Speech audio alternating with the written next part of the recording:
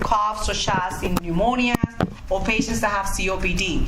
If they do have some mucus production, it's because of the goblet cells of the upper respiratory airway gets activated and they start producing some mucus. But this mucus tends to be very scant. It is white or light yellow tinged due to eosinophils being released. Remember hypersensitivity reaction type 1? Oh my Lord, not again.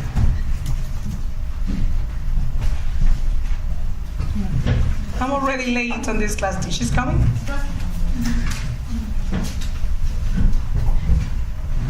So the eosinophils get released, and that you could measure on a CBC. Patients have eosinophilia. You could also measure IgE in blood because, again, it's a hypersensitivity reaction type 1. So patients tend to have cough. This cough tends to be nocturnal or early in the morning due to the alterations of the circadian rhythm. Remember that normally while we sleep, at nighttime we have a decreased amount of steroids being produced, and early at 3 or 4 o'clock in the morning we tend to have the highest peak being produced by the adrenal gland.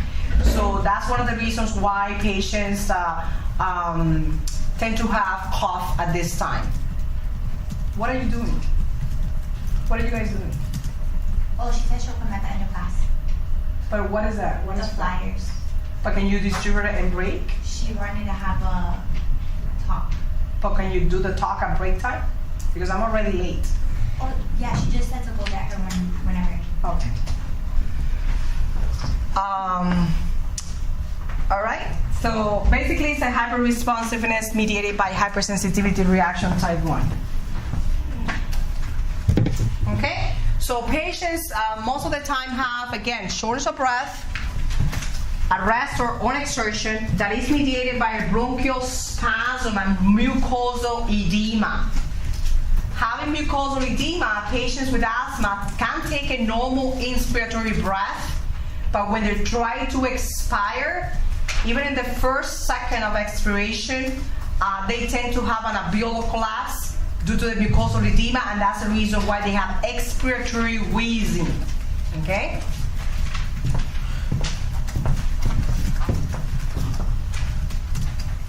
Now here you have, you see a bronchiole which is completely patent and open, and to the left or to your right, you can see the mucosal edema, the scant aspirator production that is produced due to eosinophil release. But again, remember, asthma, major pathophysiology is airway hyperresponsiveness, mucosal edema, and expiratory wheezing. Asthmatic patients are not characterized by abundant, copious mucus production. So the major three pathophysiological that characterize patients with asthma is hyperresponsiveness. Now, it is really important to remember that a patient with an acute asthmatic episode should not be given aspirin or any type of NSAIDs. Why? Because when you went over in pathophysiology the complement cascade, you have a cascade that is called arachidonic acid pathway. That you have the cyclooxygenate pathway and the lipooxygenate pathway. Aspirin is the prostaglandin inhibitor. Okay, NSAIDs such as ibuprofen, Aleve, Advil are prostaglandin inhibitors. You will see the cascade in a second. By inhibiting one cascade, imagine that arachidonic acid is one of the major complement activators, and it has two arms. Okay, one arm will be the cyclooxygenase, and the other arm will be the lipooxygenase. If I inhibit one particular branch, which it would be the prostaglandin inhibition and cyclooxygenase, I would be leaving completely unattended the lipooxygenate pathway. So when you give a patient aspirin or any type of prostaglandin inhibitor in an acute asthmatic episode, having unattended completely the lipooxygenate cascade can give the patient more hyperresponsiveness, more bronchial edema, more mucus production, more wheezing. So it is completely contraindicated to have aspirin on board or to have NSAID on board when a patient have an acute asthmatic episode. Once the patient feels stable, then you can restart the aspirin or any type of NSAIDs that they're using. Other triggers for asthma could be, for example, being exposed to cold air. Patients get the winter time, they're exposed to the cold weather, or they start running, exposed to environmental cold, and they develop this bronchospastic episode.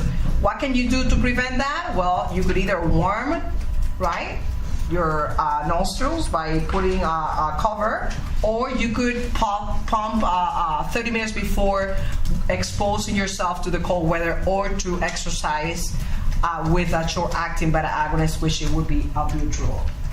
In addition, viral conditions or any type of respiratory infections can trigger the asthmatic episode. Patients with the gastroesophageal reflux disease, this is highly confused or misdiagnosed with adult onset of asthma. Many patients after 35 years of age, if they have no family history of asthma or nasal polyps or heno fever, first-degree family members, I don't think you would develop asthma all of a sudden, right? So please dig into the symptoms. Most likely these patients have gastroesophageal reflux disease that can also give you, due to the exposure of the toxic fumes of the hydrochloric acid into the airway, patients can develop bronchospasm, and that can be labeled as asthmatic when they're not, okay? Also, it's a very highly cause of chronic cough. Stress can also induce bronchospasm. So what I'm trying to tell you is that it's not only giving a patient a treatment appropriate for the asthma attack, but also try to look for the causes that can trigger this and eliminate it, okay? Of course, you're not going to tell the patient don't exercise, because that's completely goes against the CAD, right, risk factors. So yes, you can exercise, but you have to pre-treat yourself before going to exercise with a short-acting beta agonist. Airway inflammation, remember that this is an hypersensitivity reaction that gets and triggers release of many cytokines, which are participatories of the inflammatory cascade that produces the bronchospasm, and also obstruction. Obstruction due to the actual inflammatory injury to the bronchial mucosa, obstruction due to the mucosal edema itself and the scant mucus production that is produced, and to the bronchospasm itself.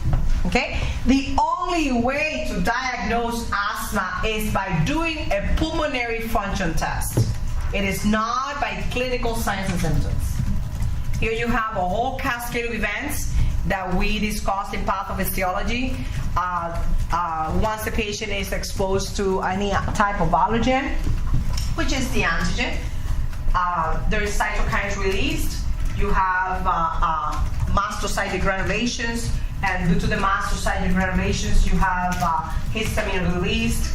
And there's a cascade of events of activator of the inflammatory cascade, releasing of eosinophils, releasing of chemotaxis mediators such as leukotrienes, interleukins, prostaglandin, and even activation of the immune system B and T cells.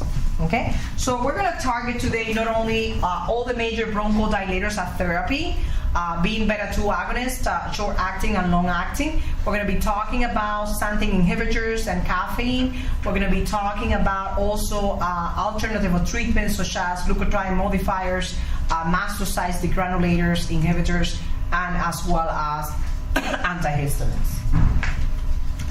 This is a cascade that I just mentioned about the aspirin. When you have a patient with any type of inflammatory cascade being activated, the complement cascade gets activated by any type of stimulant. It doesn't have to be necessarily an allergen. So the arachidonic acid gets activated, and the arachidonic acid has two major branches. It has the cyclooxygenase and the lipooxygenase. So you have leukotrienes, interleukins being activated, and both of them will produce bronchospasm, airway hyperresponsiveness, mucus production, as well as vasodilation and edema. So by inhibiting one due to prostaglandin inhibition of aspirin and NSAID doesn't mean that you're blocking the other arm, which is the lipooxygenase cascade. The best way to do this is by giving leukotriene modifiers that basically inhibit the arachidonic acid pathway. Okay, so never put a patient on aspirin and NSAID when they're having an acute asthma attack. It's going to make it worse. All right. So how do you diagnose asthma? By doing a PFT. All right. And we're going to talk about the PFT in a second. Now, of course, there are clinical indicators of asthma, but not every single asthma wheezes, and not every single wheeze is asthma, right? So patients normally come with shortness of breath, patients coming with tachypnea. If we're going to ask about an ABG type of presentation of asthma, will be respiratory alkalosis. Normally they have CO2 decrease, right? Because they come with hyperventilation. Once you see the CO2 normal or increase, that means that that patient is already getting tired, all right? And you must be very vigilant because you're very close to intubation. They have, remember, cough. This cough most of the time is dry. It is non-productive, and if it's productive, it's very scant, white or yellow tinged. That doesn't mean infection. It means that the eosinophils are tinging the secretions of light yellow. Mostly nocturnal or early in the morning. Patients tend to have expiratory wheezes. Asthma is completely reversible, okay, by definition. Of course, the longer the episodes of status asthmaticus that you would have over the years, it could make the condition irreversible. If you have an asthma that is always mild, intermittent, or persistent, might be completely reversible. But if your asthma attacks is always in status asthmaticus, and you are the type of patient that every time you have asthma, you must be in the ICU or go into respiratory failure and needs intubation, over the years, your asthma might be irreversible. But by definition, asthma is a reversible bronchospasm. That is not the same with chronic obstructive pulmonary disease, COPD, that by having septum of the alveolar rupture, this tends to be an irreversible condition. Okay?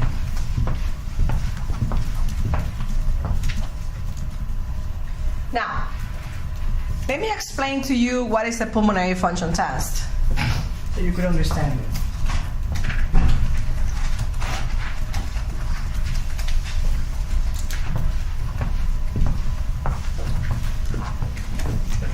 You have volumes and capacity. This is your normal breathing. At a resting state, it's a completely involuntary reflex. So you're breathing right now, and you don't even think about that you're breathing, right? So it's a normal inspiratory and expiratory effort at rest. That's your tidal volume. Okay? Or what's called functional vital capacity, all right? So if I now tell the patient, okay, now, can you please take a deep breath and hold it? That's going to be your forced inspiratory volume or your inspiratory capacity. You get at the highest peak, and now you tell the patient, okay, now blow it out as fast as you can. And the fast will be in the first second, 25%, 75%, up to you go to resting state. But unfortunately, the alveoli have surfactant, the alveoli type 2, that does not allow a complete collapse of the alveoli. So always, the amount of inspiratory volume that you take, you're not going to blow it out completely, because otherwise your alveoli will collapse. There's always some remaining percentage of air that stays in the alveoli, and that is called residual volume. Okay? The sum of all the volumes and capacity, tidal volume, functional vital capacity, inspiratory volume, the forced expiratory volume in the first second, the 25%, the 75%, and the residual volume form what's called total lung capacity. Okay? In a normal person, you should normally, if I tell you now, take a deep breath, now blow it out as fast as you can, you should normally put out 80% or more of what was inspired in the first second. If you have an obstructive pulmonary condition such as asthma, such as COPD, such as any disease that has a lot of mucus that could obstruct the airway, such as cystic fibrosis, or patients with a mucus plug, or patients with a lot of bronchorrhea for whatever condition, you can't expire 80% or more in the first second, because as soon as you start to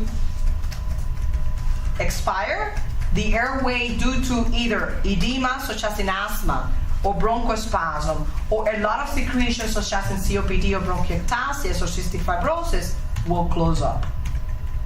And the patients, yes, eventually will expire the same amount of inspiration, but in a prolonged period of time, maybe 3 or more times that a normal person will. We normally have a ratio of inspiration 1 and expiration 2, 1 to 2 ratio. Patients with asthma will have 1 to 3 or more. So they need a prolonged period of time to expire the same amount of inspiration. So our ratio in a normal person, functional viral capacity and functional expiratory volume in the first second, which is this, blow it out as fast as you can in the first second, will be 80% or more. Of course, it decreases by age.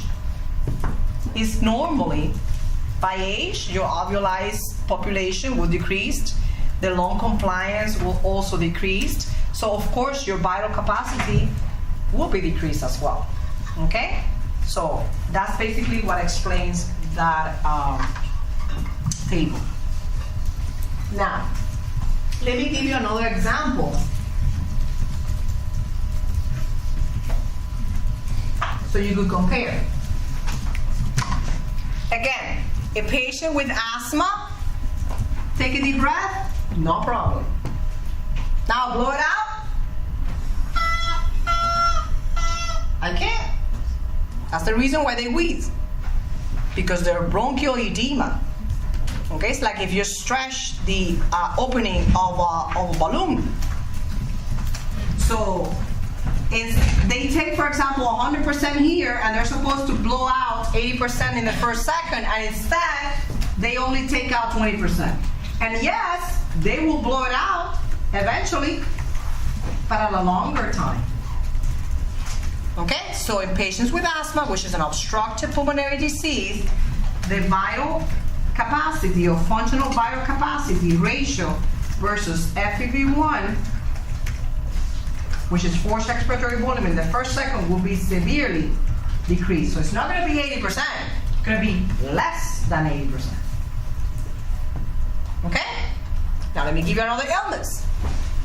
If you have a patient with pulmonary fibrosis, or you only have one lung, or imagine if I have now cerebral palsy, and my chest wall is like this.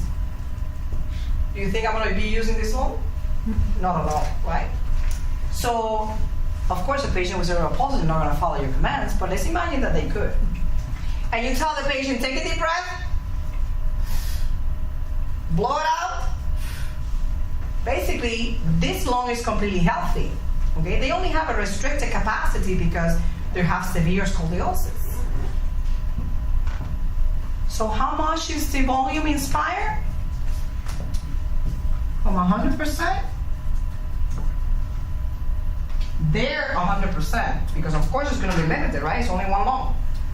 So imagine that instead of putting 100%, this lung is only taking 50. And now I tell the patient, blow it out. This lung is healthy. So it's the same 50 or maybe 40. So they basically take out 80% or more of what they inspire. When you do ratio proportion, completely normal. Whatever they put in, they put out. That doesn't happen in asthma. What they put in, they don't put out in the first second. Patients with pulmonary fibrosis, they have a rigid, stiff lung. When they inspire, it can expand. They expire, same amount. So the ratio proportion is normal. Okay? And that's called restricted pulmonary conditions versus obstructive.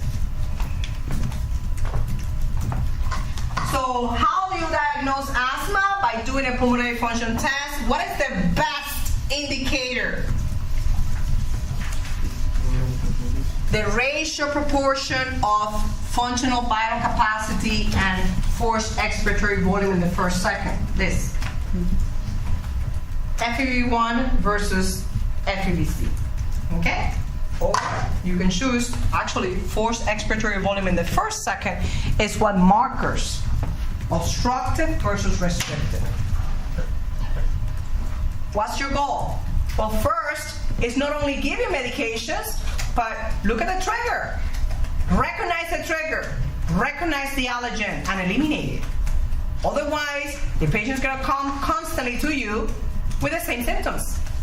Okay? Now, what do we use? We use a stepwise approach for the treatment of asthma. The first line treatment for a patient with asthma and COPD and any obstructive pulmonary condition is short-acting beta agonist, and that will be albuterol or levobuterol. Of course, after the patient's acute attack passes, you have to do a pulmonary function test, what's called spirometry. Okay? So there are different zones. You have a green zone that the patient might have a mild, intermittent or persistent. You will see the classification in a second. You can have a yellow zone, which is a moderate, and you can have a red zone, which is basically severe, that the patient must be hospitalized. Okay? But your goal is basically to maintain a normal pulmonary function test on a patient and maintain normal activity. You don't want a patient to be restricted to do exercise just because they have asthma. They can have a proper treatment before exercising. Okay? Avoid recurrent hospitalization, and of course, look at the side effects. Now, there's a classification for asthma based on symptoms, based on how much they use their rescue inhalers, based on also pulmonary function tests. Okay? It is mild persistent, intermittent, moderate persistent, and severe. And how do you recognize a patient?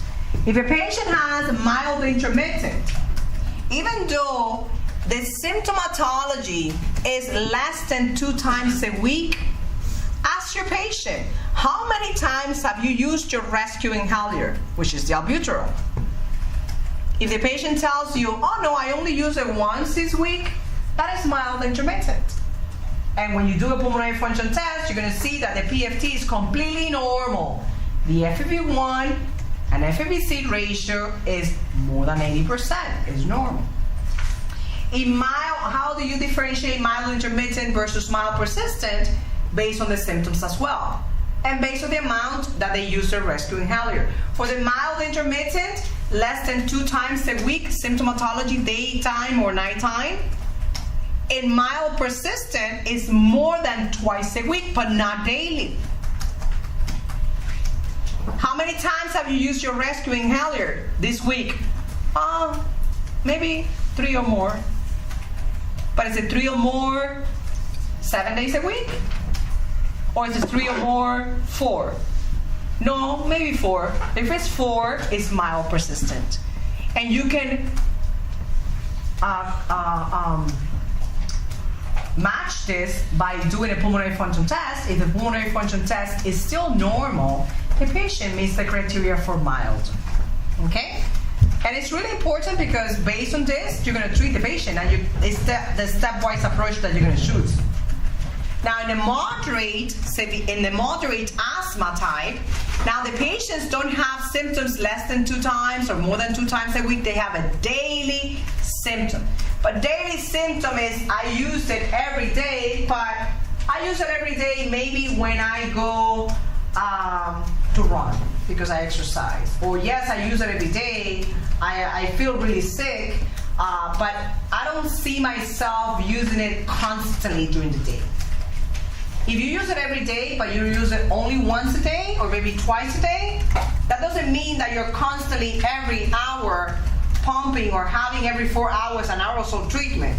That is constant. If it's constant, then you have severe persistent asthma. If you use it daily, but maybe once or twice a day only, that is moderate. And of course, when you do a pulmonary function test, the pulmonary function test when the patients have moderate it's 60 to 80, the ratio. And when you have severe, it's less than 60. And once you have less than 60, you must be hospitalized.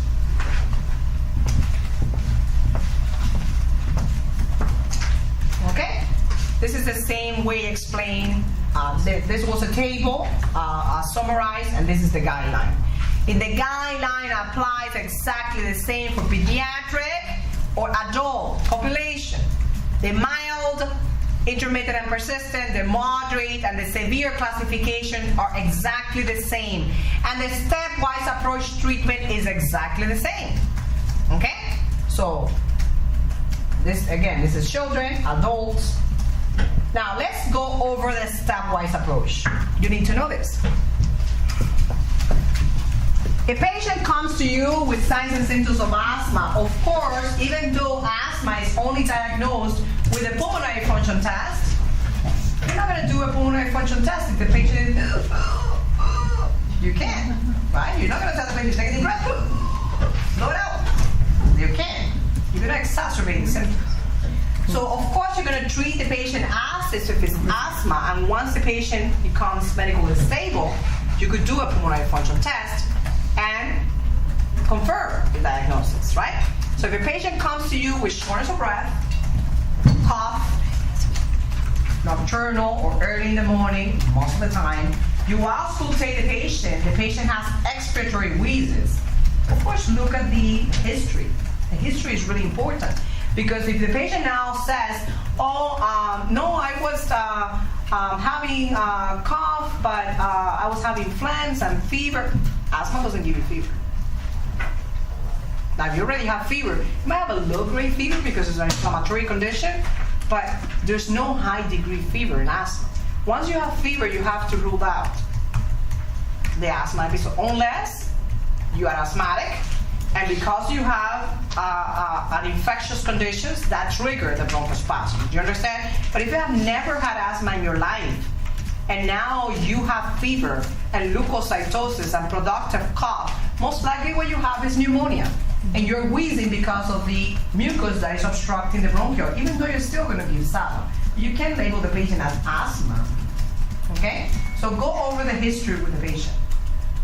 So your first line treatment would be short-acting beta-agonist for every patient that has asthma. Okay? That would be albuterol or levobuterol. Albuterol is the first line treatment. Albuterol has beta-1 agonism as well. Even though, of course, your beta-2 adrenergic agonist, remember that beta-1 is the heart, right? It's inotropic, chronotropic, and dromotropic. And beta-2, you have the bronchial relaxation, and you have the uterine relaxation, right? But if I tell you that albuterol also has some beta-1 receptor activity, albuterol can give you tachycardia and palpitations and nervousness and jittery. That is normal. That is an expected side effect. So please educate your patient that that will pass. Give it 10 minutes and you will feel okay. Of course, every time you're going to have the bronchodilator, you're going to have the same side effect. It is not an indication for switching to a non-beta-1 agonist activity, such as levobuterol, Sopenex. We do it in practice to please the patient, but the guideline, you only switch when you have major tachyarrhythmias. And those are rapid atrial fibrillation, rapid atrial flutter, or SVT. Just a simple sinus tachycardia is not an indication for switching, because albuterol, it is the best than levobuterol. It produces more bronchodilation. Now, you have a bigger stepwise approach, but let's start with the guideline. You put a patient on rescue inhaler, which are the SABA, short-acting beta-agonist is SABA. Patient doesn't improve. Patient comes back to you and say, listen, I'm the same. I'm not improving. You go over the same trigger factors with the patient, try to eliminate. You can't recognize them. What do you do next? You add an inhaled corticosteroid. Asthma is a pulmonary condition, so the best treatment is not oral, It's not IV, it's not IM, it's inhaled products, okay? So inhaled corticosteroids. You will start with a low dose and then continue to increase. Based on the step and the classification of the patient, you're gonna do mild first, then you're gonna go moderate, and then you're gonna go severe, okay, or high dose. So you start with a SABA, patient doesn't get better, you start with a low inhaled corticosteroid, which it will be, for example, your Pulmicort. All right? Patient doesn't get better, what do you do next? I do not pay attention to the alternative of treatment. Alternative of treatment, the word is telling you, it's an alternative. You always have to go for the first step, and the first step is the half of the algorithm. Okay, so you have to trace a line here, and the alternative of treatment is adjuvant. It's what else can I add on after I added my first step, okay, or my next step. So your first step will be SABA. Your next step will be low inhaled corticosteroid, Pulmicort, for example. That will be your prototype. Patient doesn't improve, I can maintain my low dose inhaled corticosteroid and add a LABA. LABA is a long-acting beta agonist. Now there you have, for example, your salmeterol. Okay? Of course, pharmaceutical companies are already combining in a disc. We're going to go through that in a second.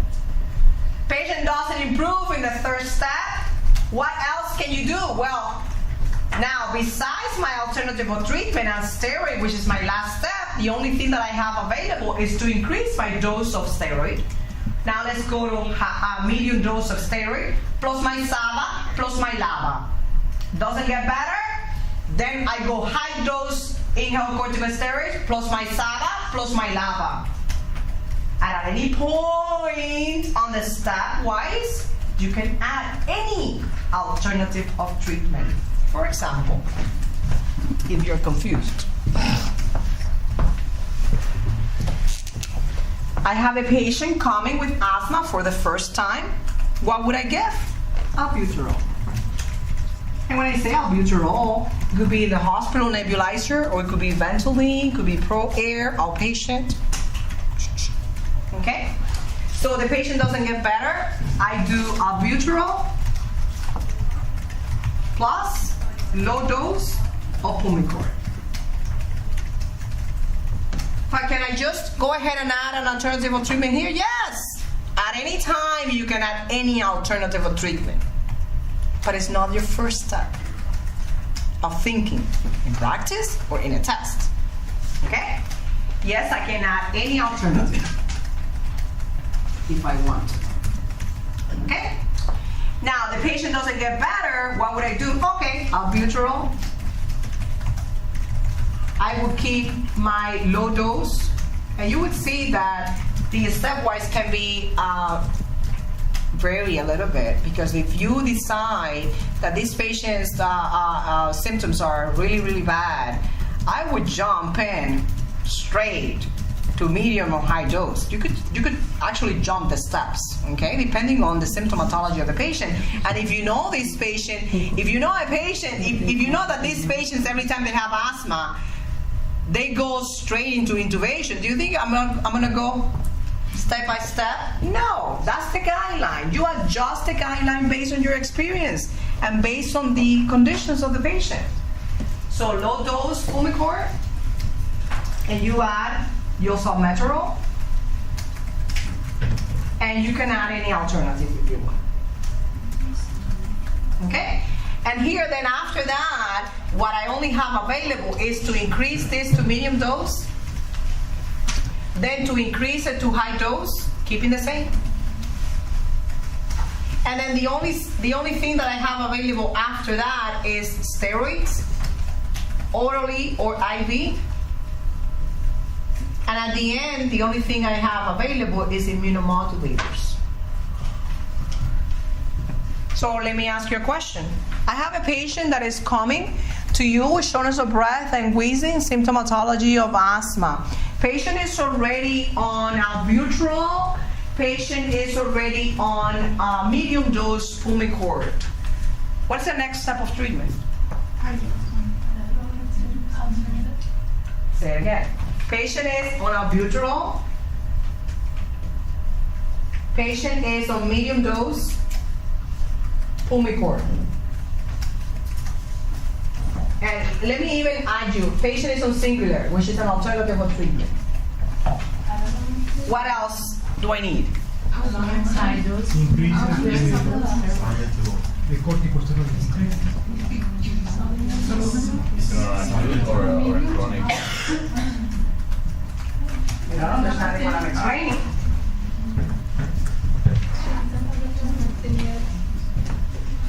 That's what I said. Lava. You said it? I'm sorry, I didn't hear it. But not the rest didn't say it. So, lava. You're already medium dose corticosteroid. Even if I tell you, patient is on SABA, albuterol. Patient is on high dose inhaled corticosteroid. Patient is on theophylline, Singular. What do I need? LABA. You need to have the LABA already by the third step. It's improper management if you go on high on the others, even if you are already on IV Solomedrol and you don't have the rest. You need to have your LABA already, the long-acting beta-agonist, combined with inhaled corticosteroid, because otherwise the patient is not going to get better. Okay? If I now tell you that if my patient has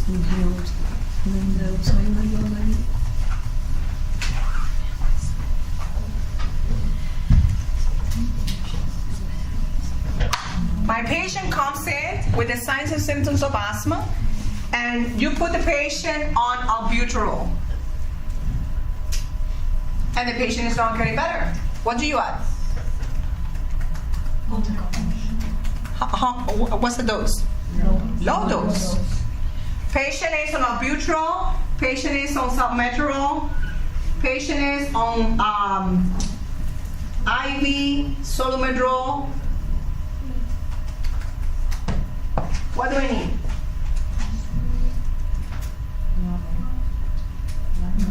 This is the LABA. I already have the IV Solomedrol. Pulmicort. Because IV Solomedrol by itself is not going to do it. You need to treat the patient through inhale. But if I also have the Pulmicort high dose, what do you add? I already have the steroids. Well, yeah, the best answer would be immunomodulator, but immunomodulator, let me tell you something, is a really expensive medication that insurance companies won't pay until you have gone through everything for years and don't work. Besides the fact it produces a depletion of the immune system and patients are high risk for infectious processes. So what will you do next before you even add an immunomodulator? What about an alternative of treatment? So put something there. You could put leukotriene modifiers, which are Singular. You could put mastocytic granulation, which is your Promoline. You could even put your theophylline. And that's what we do in practice. Patient is on everything. I have nothing else to give. Aminophylline drip. Heliox.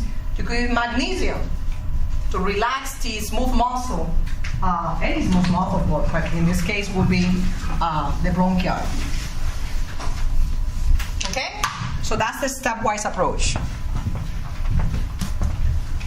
And it's many, again, by age population, which is exactly the same, so I'm not going to repeat myself.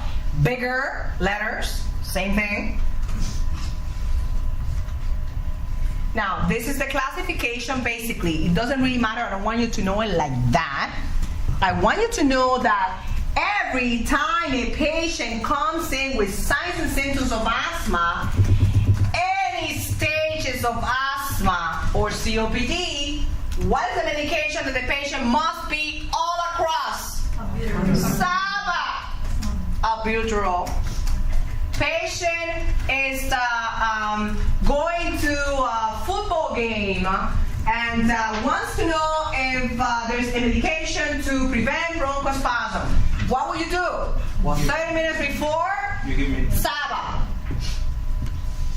Short-acting beta agonist, albuterol, pump, and you can run in 30 minutes. Okay? You're exposed to cold weather, and that's what triggers your asthma. Or you could warm the nostrils, but I'm asthmatic myself, and if I run during the cold weather, let me tell you something. Doesn't matter what I cover, I get my asthma and I have to stop, so I have to pump before. Okay? All the patients with any obstructive pulmonary conditions, asthma, COPD, cystic fibrosis, they must be vaccinated against influenza and pneumococcal vaccination. Of course, I'm not 65 years of age, so I don't qualify for pneumococcal vaccination, but I must get my influenza vaccine every year. And what's actually more important, look for the trigger, look for the allergen, try to eliminate it. I had a patient the other day that she told me, well, my sister was really sick and I had to come from Broward to Miami to stay with her for the period of time that she was sick. And I can't, I mean, it's like constantly getting an asthma attack. And yes, I mean, of course, she was getting all the medications, but for me, it was really important to know what was there in their sister house that she didn't have at home. A cat.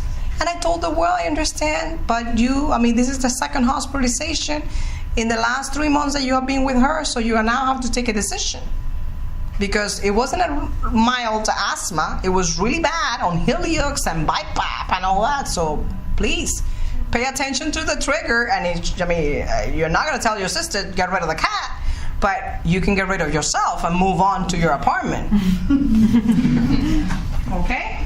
So in the PowerPoint, it's going to describe step by step, but how I want you to know is that patient is not getting better, move on to the next step.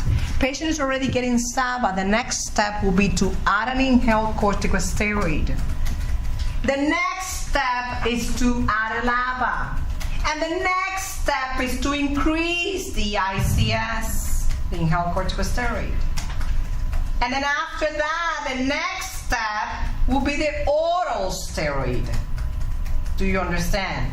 Okay, so I want you to know it like that. SABA, next step, inhaled steroid. It doesn't matter the dosages, okay? Next step, LABA. I'm not saying that you don't include the rest. So LABA plus SABA plus ICS, okay? Always SABA there as a rescue inhaler, no maintenance.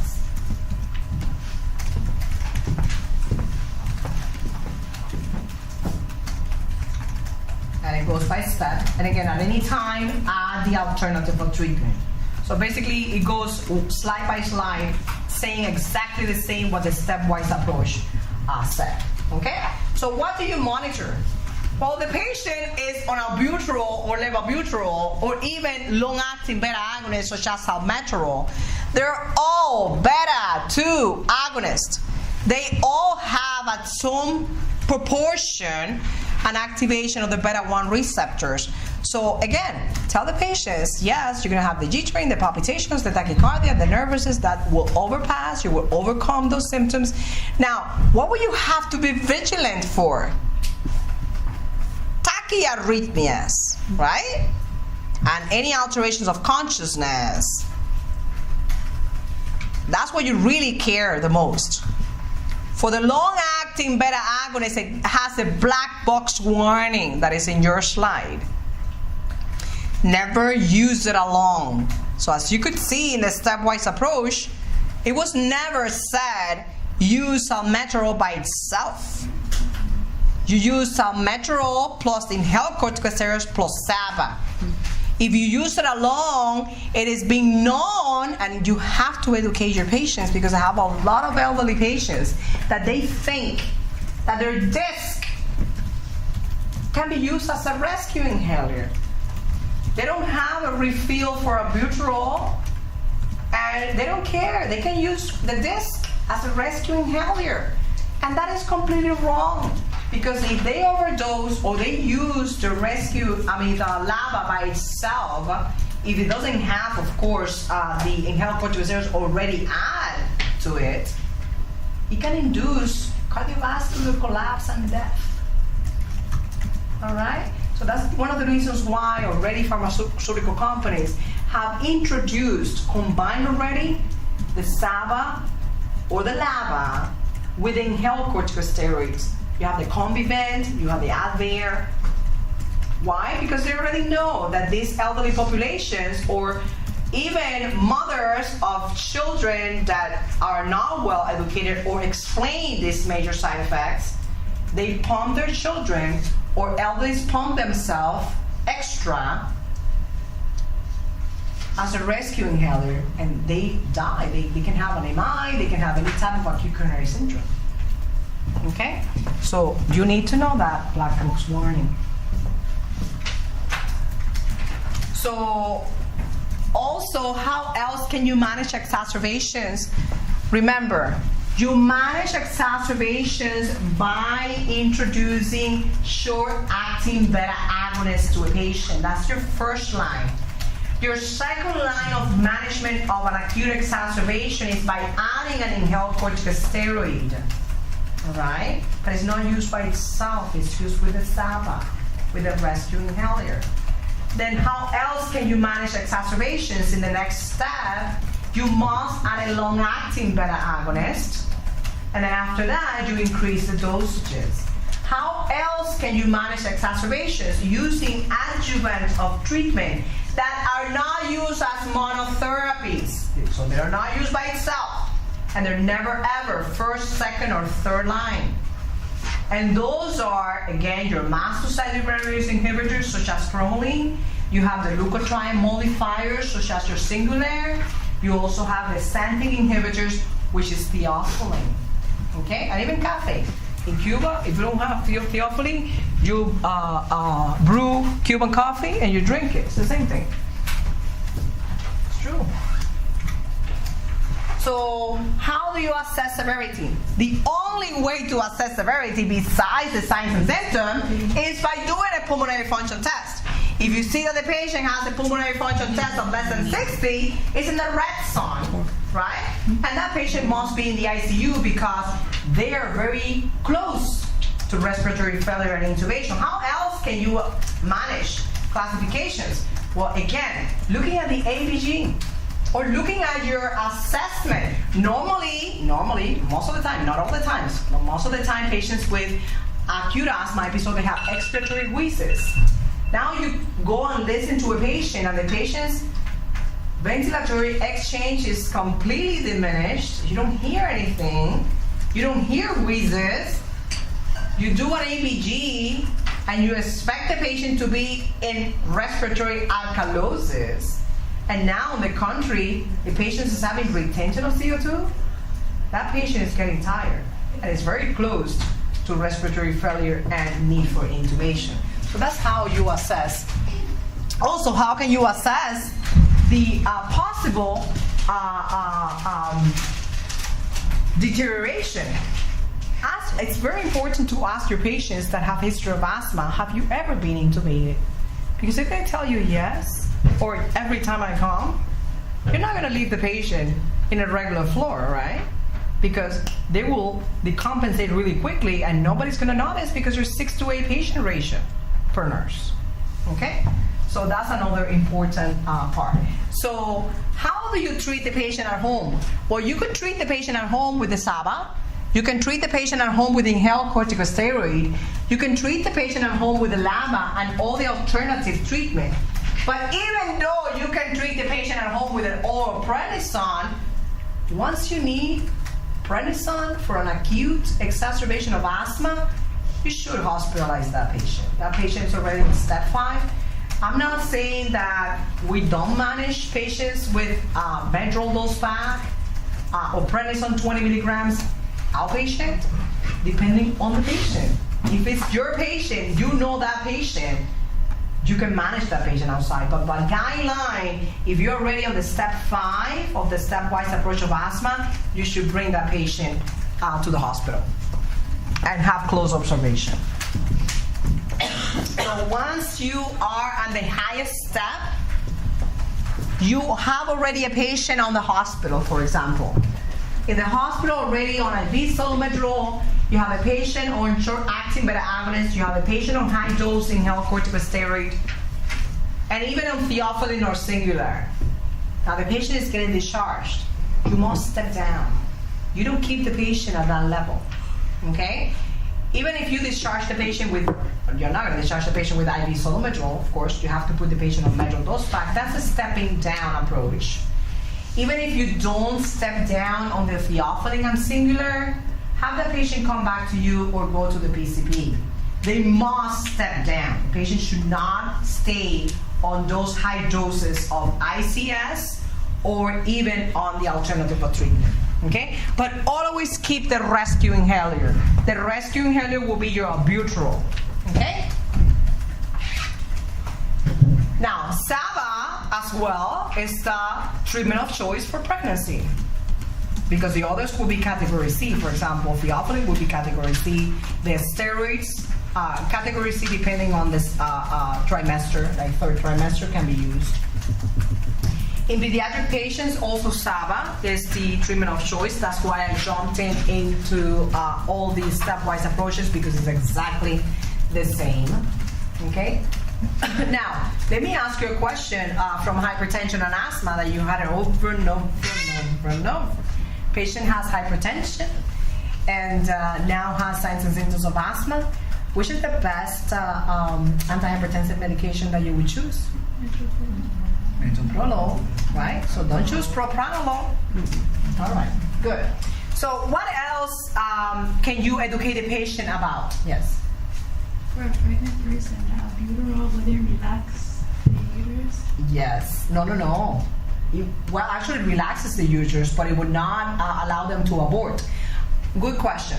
On the contrary, since beta-2 agonists, you have uterine relaxation, many patients that have premature contractions and they have threatening of premature labor, you could put a pump, like an insulin pump, you could put a pump on albuterol or theophylline to prevent the premature contractions and abortion. You could prolong pregnancy, through trimesters. You have a premature contraction and threatening labor at the second trimesters. You could give prostaglandin inhibitors. You could also use a pump for beta-2 agonist or theophylline pump to avoid premature contractions. It's a treatment for it. Huh? They gave me breathing. Breathing is the xanthine inhibitor. Okay? So it's another treatment for premature contractions because it targets the beta-2 agonist receptors that relaxes the uterus. Now, many patients, pediatric patients and elderly patients, they have it difficult to control or coordinate pressing on the pump and inhaling at the same time. So if you see that you're giving a treatment to this type of population, or because, for example, if I teach you now how to press, put the mouthpiece here, and at the same time you press, you have to inhale, you can do that. But pediatric population can do that. They can't coordinate properly, or elderly populations that they have a little bit of dementia, they can't do that either. So what I would recommend is that you apply a chamber to the nebulizer. So basically you put a spacer, which is a bigger chamber. It's a chamber. You connect the nebulizer, you put the mouthpiece of the actual spacer in your mouth, and it doesn't really matter. You open your mouth and then you pump, and the nebulizer will go as an aerosolized and it will go into your airway.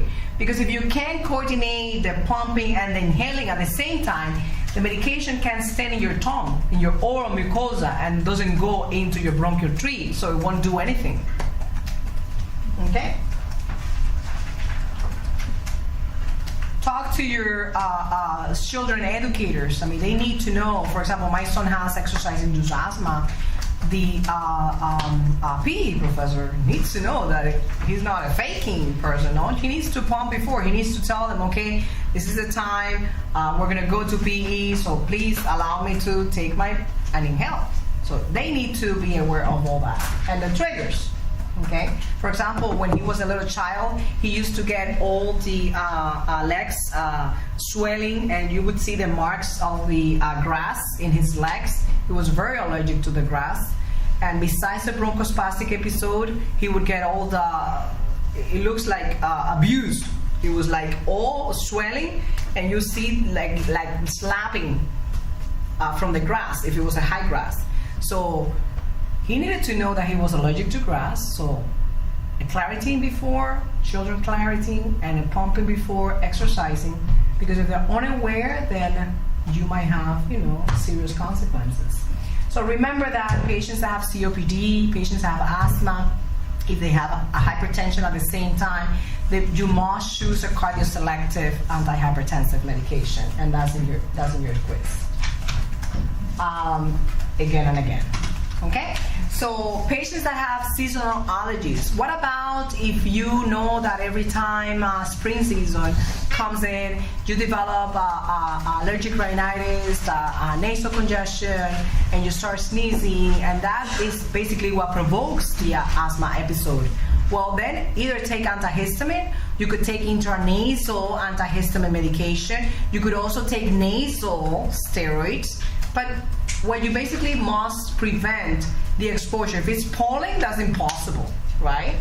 But if it's actually, your husband coming in with flowers and putting the flowers as an ornament, avoid that, okay? But how can you avoid the mastocytes to degranulate? By taking antihistamine, or even taking leukotriene modifiers or mastocyte degranulators, even if you only have allergic rhinitis. If a patient has a cough related to asthma, SABA. If a patient has exercise-induced asthma, SABA. Now, I'm not saying that you could also use alternative of treatment. Yeah, because if a patient is going to exercise, you could pump albuterol, and another alternative would be to pump, for example, an asthma cord, okay? But the first line treatment for any prevention of bronchospasm and treatment of an acute bronchospasm will be your short-acting beta-agonist, which is your albuterol. Okay? After that, your LABA, your inhaled corticosteroids, your leukotriene modifiers, your mastocyte degranulators. Okay, so basically, monitor the signs and symptoms, look at the pulmonary function test. The pulmonary function test is going to give you the classification of asthma.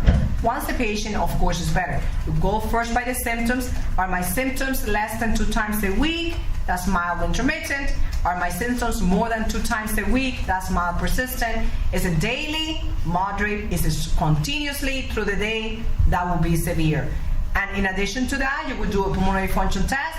For any type of mild, you would have a normal pulmonary function test. For patients that have moderate, even if you're stable already, I do a pulmonary function test, and your vital capacity and FEV1 is not going to be completely back to normal.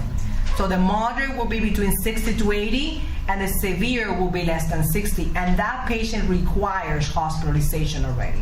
And most of the time, the patient in severe is already in step 5 of the stepwise approach. Now, what else can you do? Steroids, either oral or IV, and of course, immunomodulators. And immunomodulators, remember, basically deplete your immune system. I understand that oral steroids and IV steroids also deplete your immune system, but this is a temporary blunting. Versus immunomodulators, they completely abolished your immune response. So the antigen presentation is not going to happen. So you might have neutropenias, you would have severe infections associated with it. And despite the fact that it can give you anaphylaxis and Stevens-Johnson syndrome, that is also described in the literature. Okay? And of course, patients with immunomodulators are already past step 5. This is the last step resource. And again, insurance won't pay for it unless you have proven that through the years patients don't have an improvement with the rest already. Okay? So always review your plan with your patients. Now let's go back to the beginning, and we're going to go group category one by one.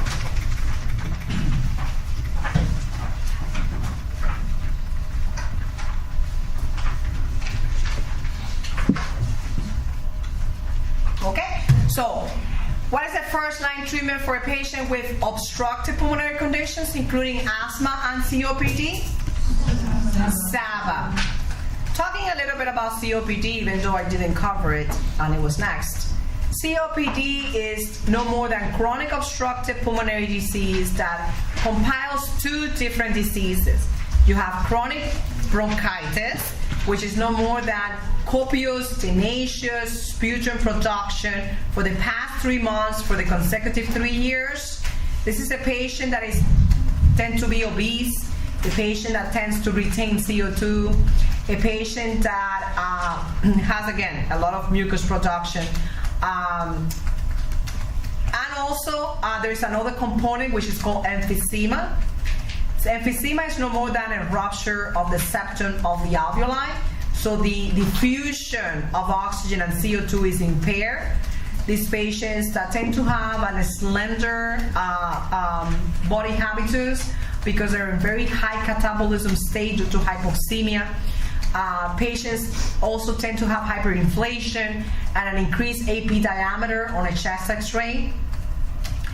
Patients with COPD, because of the chronic bronchitis component, and they have a lot of high copious secretions, one of the major treatments for them would be anticholinergic medications, such as Atrovent. Okay, so we're going to also discuss Atrovent here. So the first line treatment for any obstructive pulmonary condition would be albuterol, which is your short-acting beta agonist. Albuterol is a beta-2 agonist, but it does have some beta-1 receptor agonizing activity. And that's the reason why, again, it gives you palpitations, tachycardia, jittering, nervousness. Again, it is normal, okay? Having a sinus tachycardia, educate the patient that you're going to overcome that. It emphasizes that it's really important to maintain albuterol. Just because of those symptoms, I don't need to change you to levobuterol that doesn't have much activity in the beta-1 receptors. It would even though we do it as just pleasing the patient in the hospital, you shouldn't in an exam. Okay, so yes, levobuterol only is used, or you discontinue both if you have rapid atrial fibrillation, atrial flutter, or SVT. Here's the explanation of the beta-2 receptors. I don't have to go over that. So other names of albuterol in an outpatient practice, you have Ventolin. That's one of the names of albuterol. You also have ProAir, which is another name, Proventil. Many pharmaceutical companies already combine this with ipratropium bromide, which is Atrovent. I don't know if you have noticed that in the stepwise approach, I never mentioned Atrovent at all, did I? In the stepwise approach of asthma. Why? Because the pathophysiology of asthma does not include copious secretions. You have some secretions by the goblet cells, but they're very scant. So the major obstruction is not due to hypersecretions. It's due to mucosal edema.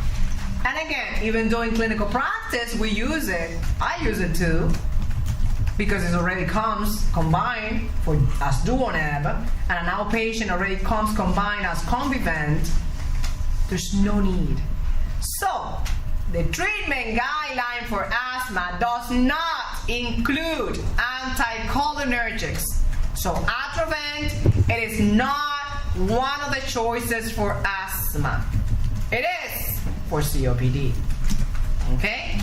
And on the contrary, it is one of the first leading treatments in COPD by the GOLD guideline of COPD, because not only decreases secretions, and by decreasing secretions, it would decrease the flora colonization and high risk for pneumonia, but also decreases readmissions and rehospitalization and length of stay, and also decreases morbidity and mortality in COPD patients. Not used in asthma. Okay? Other names for albuterol, you could use metoprolol. Your prototype is going to be albuterol, which is breathine. Alupent. Terbutaline, breathine, that's one that you use for the pump for avoiding premature contractions and labor on patients. You could use Maxair, and you could use levobuterol. So those are the short-acting beta agonists. The long-acting beta agonist, the LABA, your prototype will be salmeterol, which is your Cerebent. If you see, fluticasone is an inhaled steroid. It's not a LABA. But pharmaceutical companies already have them combined, okay? So you could use a combined already if you wish, which is the Advair. It's the Discus. But the Discus is not for an acute attack. You could use salmeterol by itself in combination with SABA and inhaled corticosteroids for acute attack. Of course, LABA have a long half-life. That's the reason why they're used for maintenance. Teach your patients that, please. It's not going to start right away. So that's the reason why it's not used as a short-acting beta agonist rescue inhaler. And on top of that, if you pump LABA, what could happen? Asthma-related death, right? Cardiovascular problems. So what are you going to monitor for any type of beta-2 agonist? Tachyarrhythmias. Look for tachyarrhythmias. The tachycardia, the palpitations, the jittering, the nervousness is normal. But you're going to monitor to see if the patient goes into rapid fibrillary flutter, SVT, and as soon as they do, it's not an indication for those type of patients, right? So you must discontinue. You can try and introduce levobuterol, but if the patient have the same problem, just go ahead and discontinue all the beta-2 agonists. Now what choice do I have? Tell me. If I have a patient with an acute asthmatic episode and my SABA is my first choice and my LABA is my third choice, what choice do I have? If both can give me tachyarrhythmias. Well, the only choice, unfortunately, you have is to put the patient on inhaled corticosteroids, an alternative for treatment. And even if they're high severity complication, stage-wise, you could put the patient on PO or IV steroids. But you cannot use SABA or LABA if the patients have tachyarrhythmias. Okay? Because both are beta-2 agonists. Here you have the black box warning that you must know.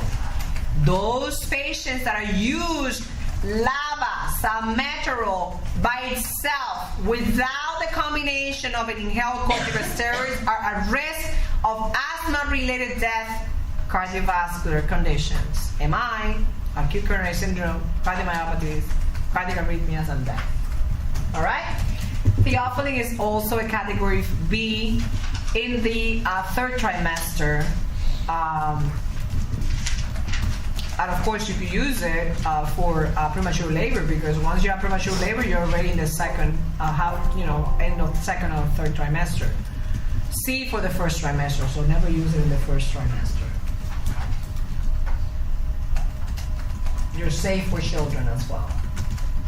So as previously stated, you could use meter dose inhaler, you could use spacer for the patients that don't know how to control the breathing and the pumping at the same time. There are many dosages. You always start at a low dose. For example, you could start with 0.063, then go to 81, then go to 1.25, then go to 2.5. I'm not going to ask you dosages. But what I want you to understand is that dosages exist, and basically you start low, and you start increasing. That's why it's called stepwise approach. Okay? You start with a SABA. There are also dosages for that. You start with a low inhaled corticosteroid and you increase. But remember, before you increase, you have to add the LABA. All right?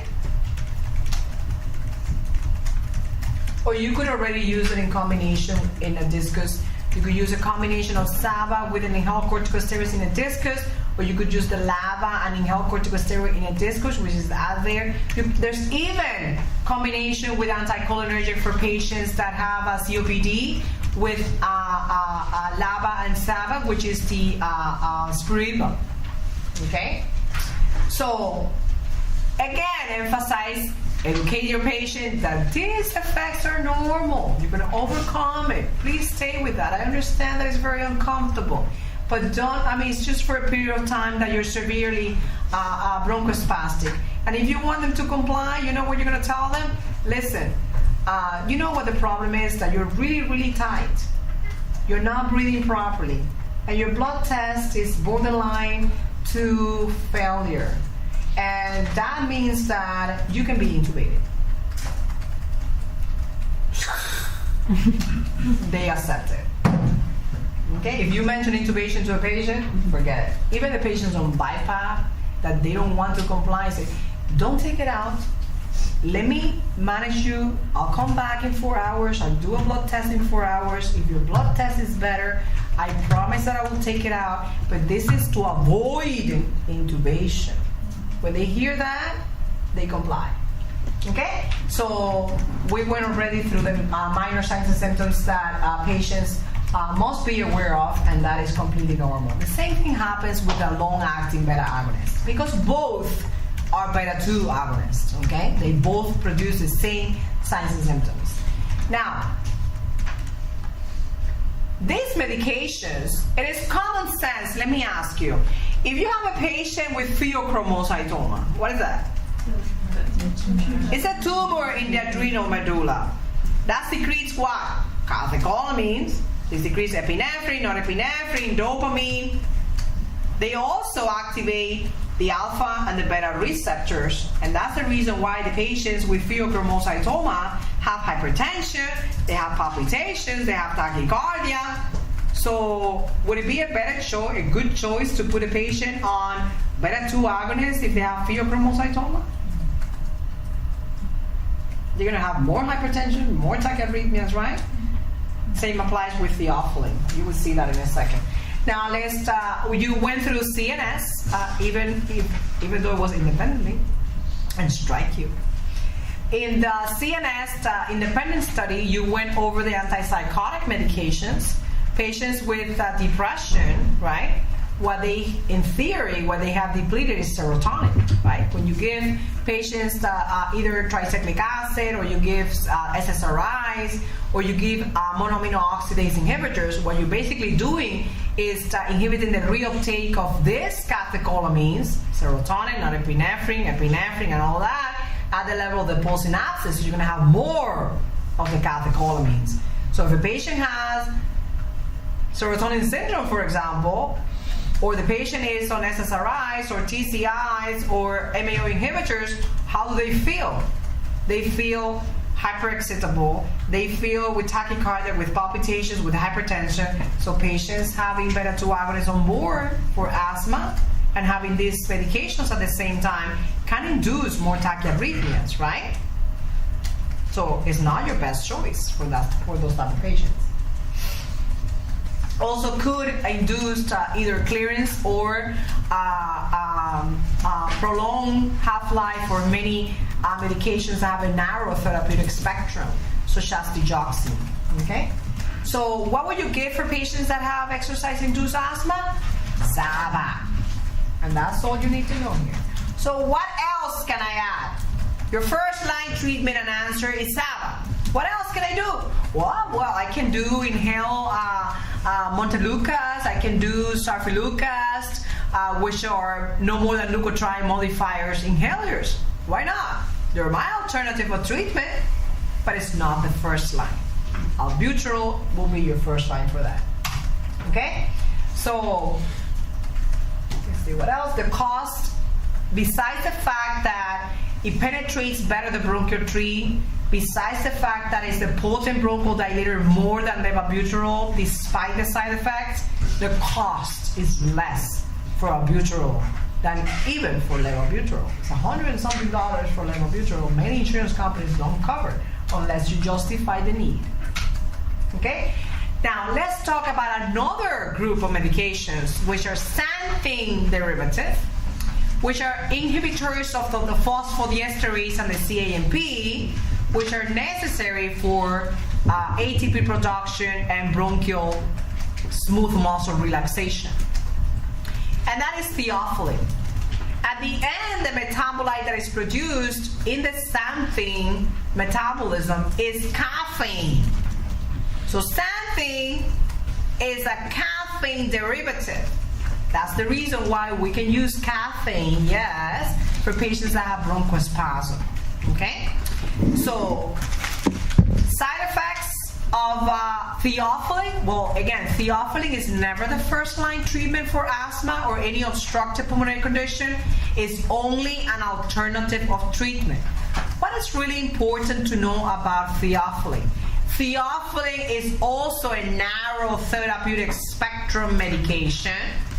It is also a medication that has the first pass effect really high, and also it's a cytochrome P450 medication. That means that it has a lot of interactions with a lot of medications. Okay? That also means that diet could interfere with the clearance of theophylline. So be careful when you change diet suddenly. Patients can have overdose or toxic levels of theophylline.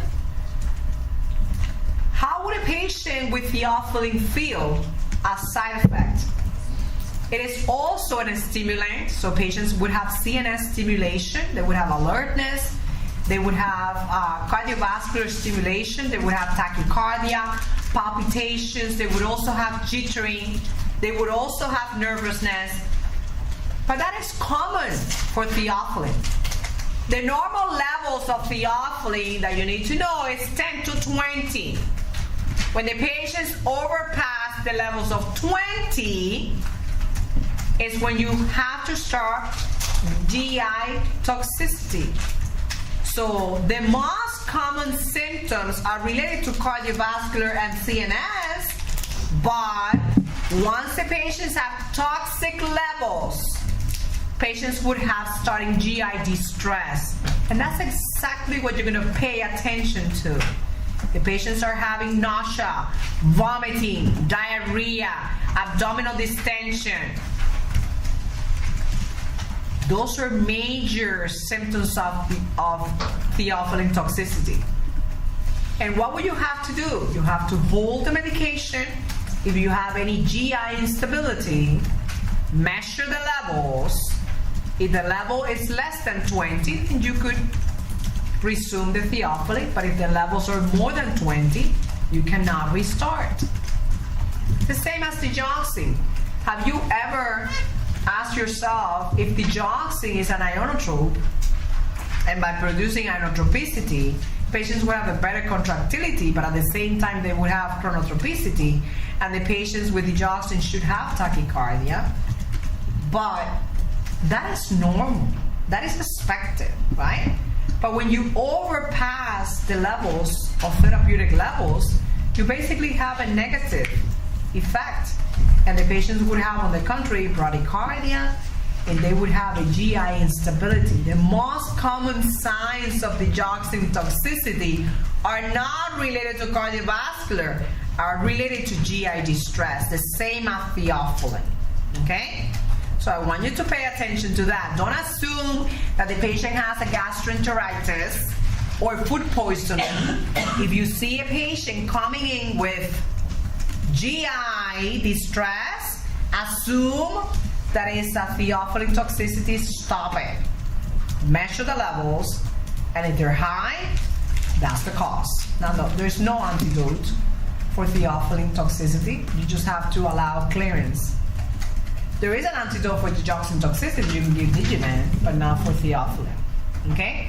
what else would be a sign of toxicity? Well, normally it produces CNS alertness, right? Well, it could be up to the point of seizures. So of course, if a patient comes in with seizures, that's a sign of toxicity, and you would have to stop theophylline. So it will produce also increased gastric acid secretion. So patients with theophylline, the same as caffeine, because it's a caffeine derivative, it will produce gastritis, okay? So having a high levels of theophylline on board, that's the reason why it will produce a HCl production. And not only patients would have dyspepsias, but they would have diarrheas and nausea and vomiting. Okay? And increases the glomerular filtration rate. Now, it can be used in the third trimester, but it's not to be used in the first trimester. It's a category C in the first trimester. And I already told you that has a lot of interactions with other drugs. So it would interact with, for example, anticonvulsant medications. It would interact with digoxin. It would interact with erythromycin, for example, with either azoles as antifungal medications. So all the narrow spectrum medications could interfere with theophylline. So please measure the levels. Your levels normally are 10 to 20, okay? And allow clearance if the patient already has signs and symptoms of toxicity. Unfortunately, there's no antidote for that. Just IV fluids to try to eliminate the toxicity levels. So what else can give you as a sign of toxicity, even though they're not the most common? Patients can go into cardiovascular collapse from a congestive heart failure to myocardial infarction to major cardiac arrhythmias, and even up to seizures. As you could see, I'm not going to ask you based on levels, but if your patient comes in with a toxicity level more than 20, the most common signs and symptoms are related to the GI. And after that, when the levels are really accelerating, really high, patients tend to have, for example, CHF, AMI, cardiac arrhythmia, seizures, but that will be too late. Okay? Now, caffeine can also be used as a muscle relaxant, as a bronchial smooth muscle relaxation and bronchodilation. Caffeine can also be used for apnea or prematurity. Okay? So patients that are born less than 40 weeks of gestation, most of the time 35 or less, they tend to have central apnea. Of course, you can use CPAP for them as well, while they're getting their indomethacin and their prostaglandin analogs for maturity, but meanwhile, you could also give caffeine. You're going to see the same side effects. Unfortunately, you cannot measure the levels of caffeine, but caffeine, the same as theophylline, it produces smooth muscle relaxation, and because it will relax the upper airway, it could be given for patients that have apnea of prematurity.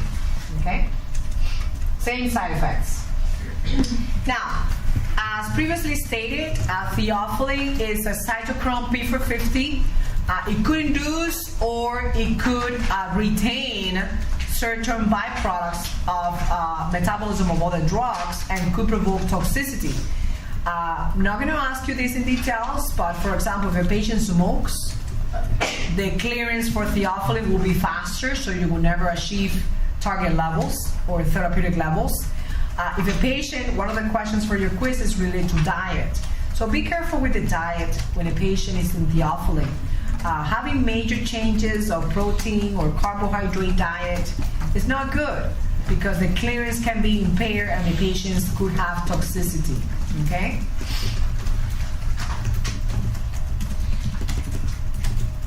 Now, for patients that have obstructive pulmonary conditions, including asthma and COPD, I don't know if you know that the carbohydrate metabolism is decomposed at the end into water and CO2.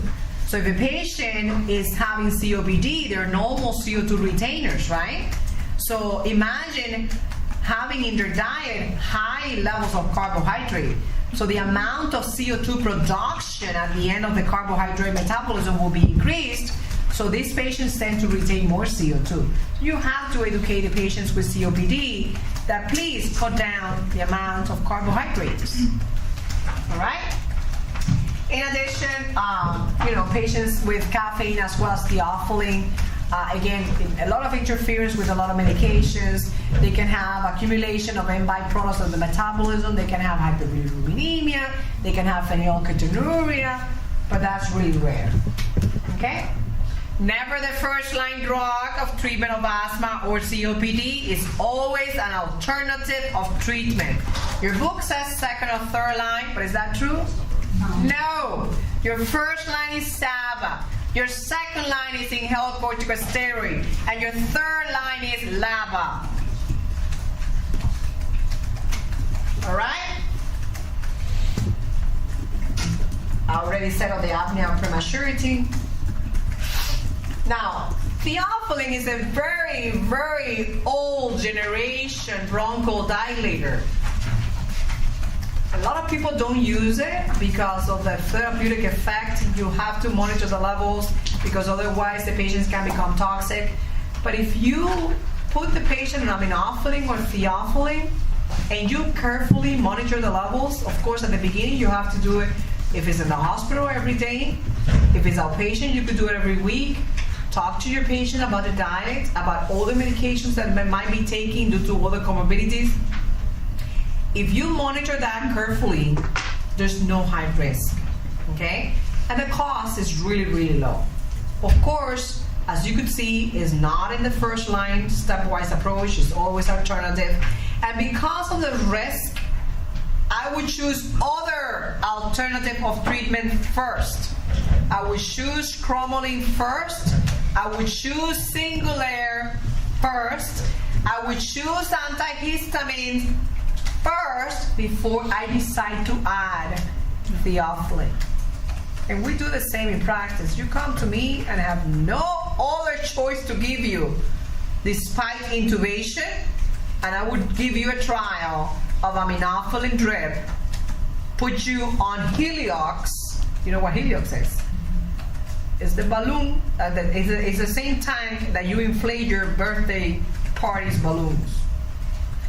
The Heliox transport the molecule of oxygen faster into the bronchial tree than the oxygen itself. So it travels faster. So you put the patient on Heliox connected to the bronchodilator treatment and the oxygen, they would get an improvement. You could give the patient IV magnesium to relax the smooth muscle of every part of the body, but in this case will be the bronchial tree. So when I have nothing else to give you, I would put you on aminophylline drip, I would put you on IV magnesium, and I would put you on Heliox before I intubate you. But that has to be in the ICU. You have to be monitored. Okay? So again, monitor the signs and symptoms of toxicity that you know that the most common after you bypass 20 level would be GI distress. And of course, when it's really, really high, that's too late. You're already coming with an MI, with seizures, with an acute coronary syndrome, okay?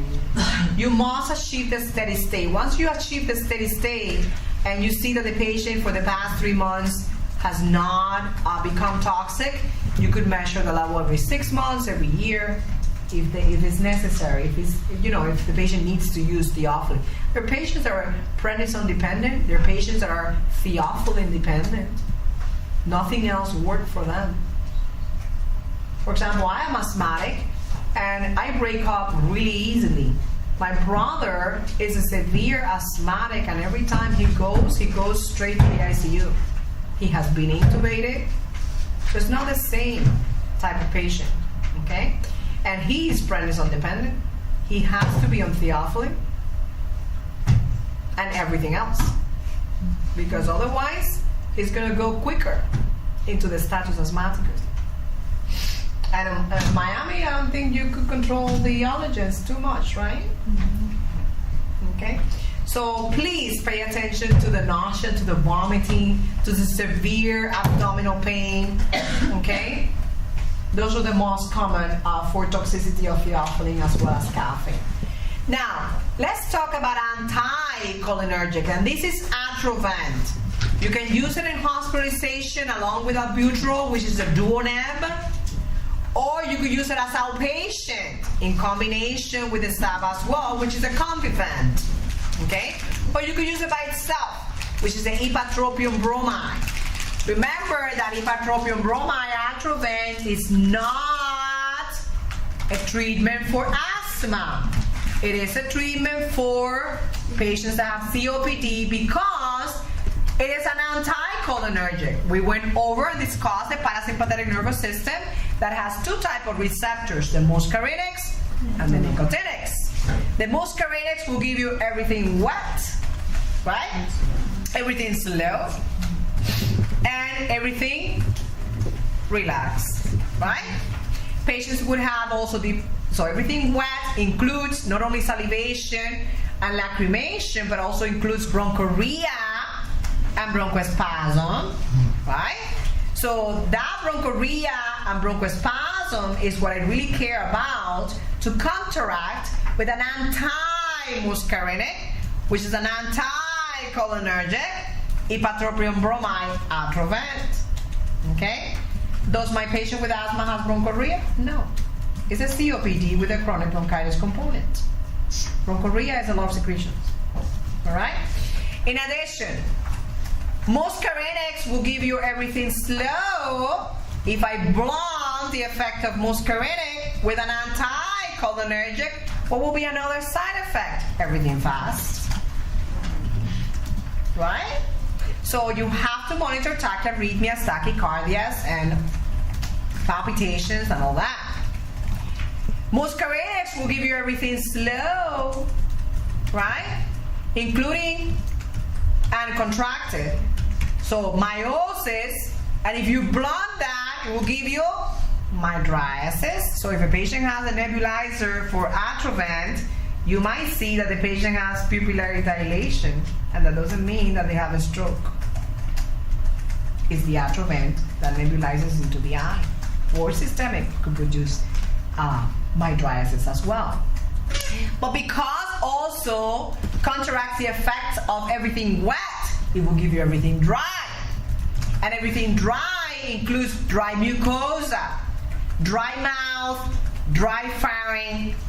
So that's the reason why patients complain of cough, because of dry mucosa, dry skin, and also urinary incontinency. Okay? What type of incontinence will give you an anti-cholinergic? My God, you erased the cassette. Overflow. Okay? So, Spiriva or tiotropium is one of the discs that we use as an anticholinergic. Nebulizer or as a pump, we use Atrovent. Okay? So basically we went over the major side effects of an anticholinergics. They're inhibitors of the muscarinic receptors of the parasympathetic nervous system. And besides the fact that they produce bronchodilation by inhibiting the muscarinic, they also produce the bronchodilation by inhibiting the second messenger of CGMP. If you have a sensitivity to soybeans, it's known that it's produced in laboratory based on soy. So don't use it if you're allergic to soy. I've never asked for that before in my life. It's never used as a first line treatment for any condition of asthma or COPD. What do you use as first line? SABA. Second line, inhaled corticosteroids. In the patients with COPD, their second line treatment is also an anticholinergic. That's the only difference. After that, you keep going. And what do you add? LABA. So for patients that have COPD, SABA. SABA plus inhaled steroids plus anticholinergic. SABA plus inhaled corticosteroids plus LABA plus alternative of treatment. And at the end, oral steroids. And at the end, immunomodulators. What else do they need? Well, you would see that patients with COPD, because they have rupture of the septum, there's no alveolar exchange. And they go into hypoxemia. So they might need oxygen as well in the later stages. They might also need pulmonary rehabilitation to increase the motor strength of the accessory muscles. You don't only breathe through your brain, medulla and pons. Not only due to the receptors in the lung, you also breathe due to the help of the accessory muscles. So if you have no lung, even though you have a brain, you need your accessory muscles, and that's the job of the pulmonary rehabilitation, to increase the strength of the intercostals, to the scalene, to sternocleidomastoid, to your trapezius and diaphragm, to help with your breathing. So here you have all the side effects that we have discussed already. And remember, anticholinergics, which is an ipratropium bromide, Atrovent, or even your Spiriva as a disc, is your second-line treatment for COPD, along with SABA, along with inhaled corticosteroids. And here you have the dosages and the combinations. If it's combined with the SABA, it's Convivent. If it's combined with an ipratropium bromide and SABA and LABA, it's your Spiriva. So in asthma, even though your book says that you can use ipratropium bromide, even though we use it in clinical practice, it is not part of your guideline. If you answer otherwise, I have already lost my voice explaining this. Okay? And the cost, of course, is very cheap, but the higher the combination, the newer the generation, the more costly. So please have in mind your pharmacoeconomic, patients. If you don't have samples to give, don't give the combination of $223 for an elderly patient that needs copay. They don't have that. It's only $500 to $700 retirement. You know that, right? So I don't think they have enough money to pay $223 unless they live with their family members and they get all the help. Okay?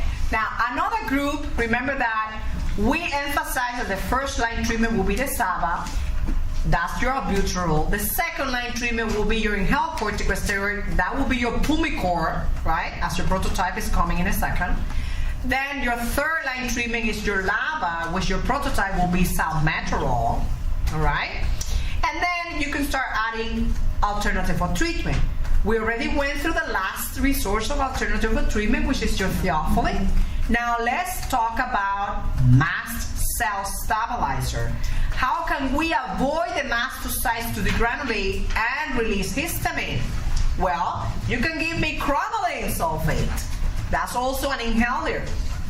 Okay? That's an alternative of treatment. And what's the mechanism of action? Easy. But inhibit the mastocyte degranulation, and if the mastocytes don't degranulate, there's no release of histamine, and therefore the inflammatory mediators such as leukotrienes, interleukins, and prostaglandin and prostacyclins are not released. Just look for that. Inhibit mastocyte degranulation. Cromolyn. Okay? It's never first line, it's an alternative of treatment. Another alternative of treatment, what did I mention? Well, mastocytes degranulate, we already inhibit that. Releases histamine, well, we have an antihistamine coming. Then releases cytokine, one of the cytokines is leukotriene inhibitors. So let's inhibit leukotrienes. If you inhibit leukotrienes, you're not going to have interleukins, prostaglandin, prostacyclin, tumor necrosis factor. They're not going to have bronchoconstriction, vasodilation, and diabetes or anything like that. And this group is the one that completely inhibits the whole cascade of arachidonic acid. So you would have, with the leukotriene inhibitors, you would have inhibition of arachidonic acid, you would have the both branches of lipooxygenase and cyclooxygenase completely inhibited. Okay? That is another alternative treatment, and we use it a lot in practice. Singular is a leukotriene modifier. Okay? Here's the cascade that I already showed you at the beginning of the class. And your prototype would be montelukast, singular. I use it a lot in practice. You come to me with asthma, and besides your SABA, you inhale your LABA, I put you in singular. Okay? Rare side effects, rare. The same as theophylline or caffeine, for example, they tend to retain metabolites, which it could be bilirubin or phenylketonuria, any acetate. They can produce liver failure, but that's rare. So most of the time, they have no side effects. Okay? So the indications are basically for alternative of treatment or maintenance. Never by itself. How else can you use it? Well, yes, it's an alternative of treatment for exercise-induced asthma, but what's your first line? SABA, albuterol. Okay? Can also be used if you inhibit the leukotriene release. You're not going to have the nasal stuffiness or the pruritus in your nose or in your eyes, but for that, it's actually best to use an inhaled antihistamine or oral antihistamine. But you could use a leukotriene modifier as well. Now, we talked about inhaled steroids. Inhaled steroids, low, medium, high dose, right? Inhaled steroids, ICS, is your second line treatment after SABA. Okay? As any steroid, even if it's inhaled, you would have some percentage of systemic absorption. And tell me the side effects of any steroid. If you have glucocorticoid increase, you could have hypertension. You could have hypervolemia. You could have hyperglycemia, right? You could have hypokalemia as a major side effect of electrolyte imbalances. You could have hyperlipidemia. Prolonged use, long term, okay? You can even have immune system being depleted. And for patients that have inhaled steroids, they tend to have candidiasis, oral thrush. So it is very important to tell the patients after every application of inhaled steroids to rinse their mouth to avoid oral candidiasis. And they have to be aware, if they're diabetic or hypertensive, that their management has to be adjusted. Higher, prone to infections. It's an anti-inflammatory, so the same as inhale, it will apply for oral steroids, it would apply for IV steroids. So basically, inhibit the inflammatory cascade and all the cytokines that are released in the inflammatory cascade. Okay? But they're also blunters of the immune system. That's why opportunistic infections tend to appear. Okay? And one of them would be fungal infection. Okay? It is not true that it's much less effective in COPD. Your book might be referring to that if you don't add the inhaled anticholinergic drugs, they don't work by itself. You must add ICS with anticholinergic in COPD, plus SABA, of course. Because it is proven again by research that anticholinergics would decrease the length of stay of hospitalization, will prevent readmissions, will prevent morbidity and mortality. The rest don't. And that is in COPD only. Okay? It could be combined with a beta-2 agonist. It could be combined with an inhaled corticosteroid, as previously stated. And we're going to go in a second for the gold guideline of COPD. Now, examples of inhaled corticosteroids, you have many. The cheapest is Pulmicort, and that will be your prototype. But there are many others. You have the Q-Bar, a little bit more expensive. Depending on the hospital that you work, they can choose either or. But outpatient and inpatient, the cheapest is Pulmicort, and it works the same. Okay? You have the Asthma-Core, for example, Baptist, they choose Asthma-Core instead of Pulmicort. You have Aerobeat. Flovent is a nasal steroid, but you're not going to use nasal steroid for asthma. You might be using it for nasal rhinitis or allergic rhinitis. Okay? So Pulmicort will be your example of an inhaled corticosteroid, and that will be your second step for asthma and COPD.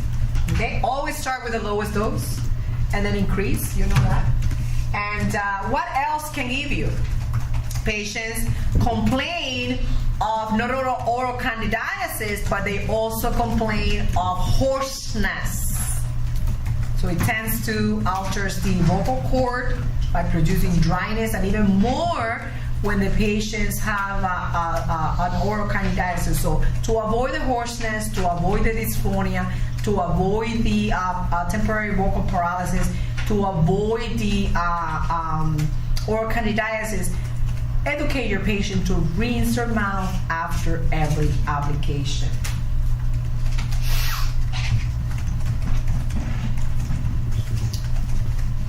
Please don't take it for granted. What says here, contraindication, not used for acute attack, that is by itself. These medications are never monotherapy. And that's the reason why I say SAVA plus ICS, SAVA plus ICS plus LAVA. It's never by itself. Okay? Always use a spacer for any type of nebulizer in children and in elderly that are demented. Can't follow instruction. This is a spacer. Okay? As you can see, you have the nebulizer right here. And instead of putting your mouth at this piece, which you have to control pressing and inhaling at the same time, you put the inhaler in a spacer, you open your mouth, and it enters anyhow. Okay? Intranasally are also steroids that can be used, or many over the counter already. And it's basically for allergic rhinitis, for the nasal congestion that appears due to this hypersensitivity reaction. Nasacort, Flonase is already over the counter. Same side effects. Systemic steroids is an oral steroid or IV steroid. Okay? What is the major mechanism of action? The same mechanism of action of inhaled corticosteroid. Is an anti-inflammatory, inhibit the inflammatory cascade. Therefore, the IgE is not going to be released. Therefore, all the cytokines are not going to be released. Same side effects. You have more potency of side effects because it goes directly into the systemic circulation, and the patients tend to have hyperglycemia. Think about Cushing. When you have an excess of glucocorticoid, it's not going to appear in only one use of treatment, 1 week of treatment, I'm sorry. If you use steroids only for a week, such as the Mandel dose pack, or even if you taper it yourself, patients are not going to have this type of manifestation. But if you use it chronically, of course the patients would have the hyperglycemia and the hypertension, you're going to have it anyhow, even if you use it for a week. Patients complain about that. I've never been diabetic and now my glucose is 300. Well, because you're in Solometrol, you're in prednisone. But what appears long term will be, despite the hypertension and the hyperglycemia, patients would have hypervolemia. So be careful with the patients that have already hypervolemic states, such as CHF and cirrhosis, okay, or nephrotic syndrome or renal failure. What else can they have? They have the buffalo hump, they have the purple striate, they have the EC bruisability because they have platelet malfunction. They also tend to have hirsutism. They also tend to have hypokalemia due to alterations of aldosterone as well. And of course, the immune system is also compromised. Patients tend to have a lot of superimposed infections. With the use of cortisone, it doesn't matter if it's inhaled, if it's nasally, or if it's systemic. They have exactly the same mechanism of action, the same side effects when used in prolonged periods of time. Now, be careful when the patients are on steroid use chronically. You must taper down the dose to discontinue. Never discontinue abruptly, because what happens is that if you blunt the HPA axis by giving prolonged use of steroids and you discontinue suddenly, the patients might go into adrenal insufficiency and Addison's crisis. Okay? And what could that give you? The opposite effects. With the steroid use, patients have hypertension. With a withdrawal, they have hypotension up to the point of shock. They might have hyperglycemia with the use of steroids, and they have hypoglycemia with the abrupt discontinuation. They have hypervolemia with the use, and hypovolemia and up to the point of hypovolemic shock if you discontinue abruptly. Okay? So hyperthermia with the use, hypothermia with the abrupt interruption. Okay? So be careful and always taper down the dose when you're using prolonged use of steroids. Okay? This is everything that I have said. Yes? The intranasal steroid, will it just be for this area here, or will actually go down? It will go down. It goes down to, well, you have, your nose connects with your sinuses and connects with the posterior pharynx. So whatever you put in your nose, you're going to swallow. You're going to feel it in the posterior pharynx. Have you ever tried any nasal? I'm not talking about cocaine. Try any nasal spray. Try nasal saline, and let me know if you feel it in your throat or not. Okay? So of course it's going to have some percentage of systemic absorption. All right? So let me finish this part, and we can take a break. Okay? So in addition to that, have you noticed that your patients on steroid use, even short-term or long-term, can also have mood instability and behavioral problems? They can go into what's called acute delirium or psychosis. Okay? They can be confused. They can be having aggressiveness, even delusions or hallucinations. So whenever you have a patient on steroid use that they were normal and suddenly they're completely confused and agitated and combative and hallucinating, most likely it's related to steroid use. Of course, the most common cause of delirium is infection, and the most common is UTI, but if you have steroids on board, taper down and see what happens. If the patient improves, most likely it's related to that. Okay? So other medications that can be used as an alternative for treatment, we already mentioned the mastocytic granulations, right? The cromolyn. We already mentioned the leukotriene modifiers, and that's your singular. What else can we use? We can use antihistamine. Mastocytic granulates release histamine. So let me inhibit histamine. How can you inhibit histamine? You can give intranasal antihistamine. You could give nebulizer antihistamine. You could give oral antihistamine. The older the generation, learn this, the older the generation, the more side effects related to dopamine, antagonist, and anticholinergic. So patients with Benadryl, Atarax, Vistaril, all those antihistamine, old generations are going to have dryness. They're going to have even up to the point of dyskinesias. Okay? The newer generation, the Claritin, your Zyrtec, those have no anticholinergic side effects. You could use nasal antihistamine, which Astelline is one of your prototypes, but that's mainly for allergic rhinitis. It's not for asthma or COPD. So you have the new generation Zyrtec, Clarinex, Allegra, Clarity, that they do not have any type of anticholinergic activity. Okay? What else can we use? Well, if you have asthma or you have allergic rhinitis, you could also have nasal congestion.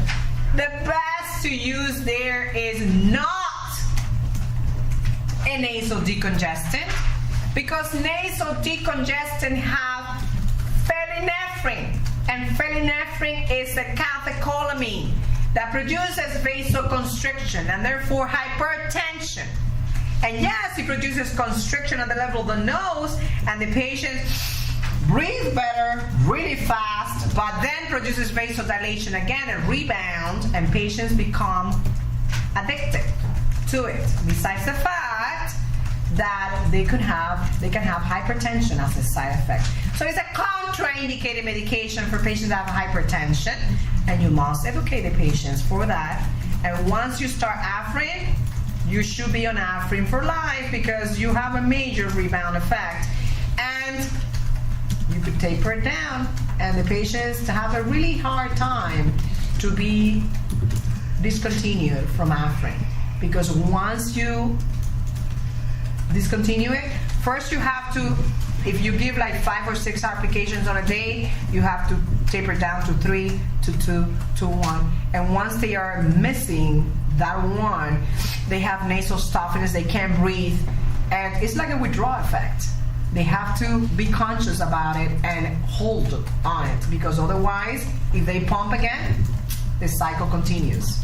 And once a whole week of nasal stuffiness pass, the effect will be completely away. And of course, you could reduce the nasal stuffiness in that tapering episode with nasal steroids or nasal antihistamines meanwhile.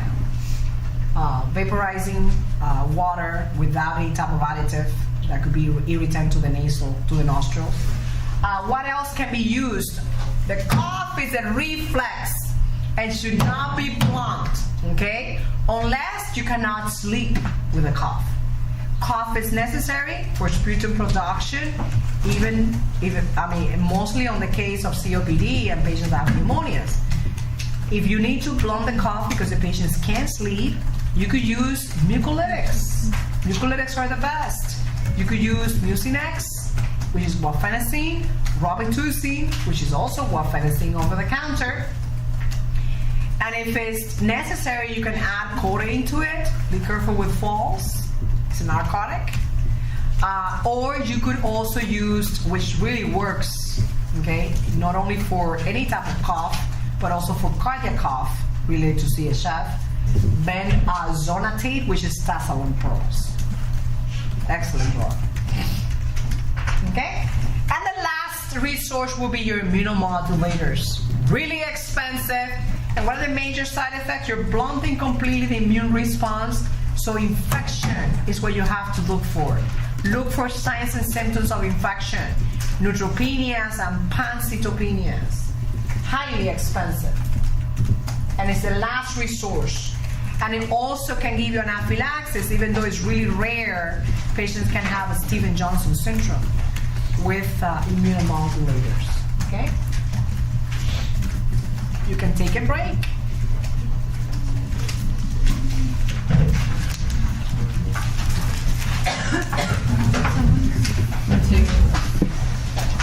keep saying that sushi sign up.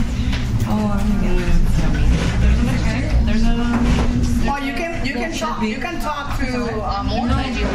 Oh, is it? Yeah, no break. because we're gonna finish at 8:30. Let's go, and she's coming. The other teacher. Let's go and get it, yeah.